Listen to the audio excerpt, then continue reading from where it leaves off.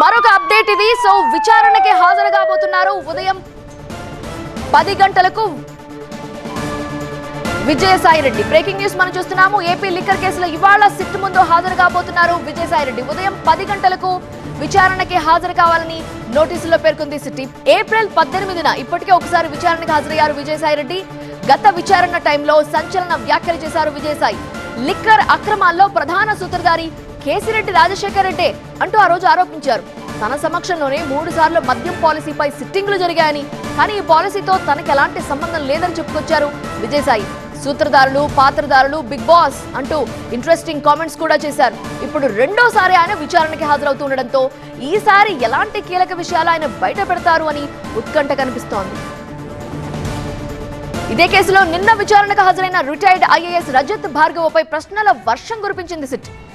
ఎవరి ఆదేశాలు పాటించారు, ఎవరెవరు నేతలు ఇన్వాల్వ్ అయి ఉన్నారు, వారిచ్చిన ఆదేశాలేంటి, మీరు చేసిందేంటి అంటూ కీలకమైన సమాచారం రాబట్టే ప్రయత్నం చేశారు. లిక్కర్ ఆర్డర్స్ విషయంలో కేసిరెడ్డి రాజశేఖర్ ని ఎందుకు నియంత్రించలేదు, అలానే స్పెషల్ ఆఫీసర్ సత్యప్రసాద్ విషయంలో ఎందుకు మౌనంగా ఉన్నారు అని రజత్ ని క్వశ్చన్ చేశారు. ఇప్పటి వరకు నిందితులు ఇచ్చిన స్టేట్మెంట్స్ ని రజత్ ముందుంచిన సిట్ మీకు తెలియకుండానే ఇంత పెద్ద స్కామ్ జరిగిందా అని ప్రశ్నించినట్లు తెలుస్తోంది. ఈ కేసులో కేసిరెడ్డి రాజశేఖర్, చెవిరెడ్డి భాస్కర్ రెడ్డి సహా మొత్తం 11 మంది అరెస్ట్ అయ్యారు.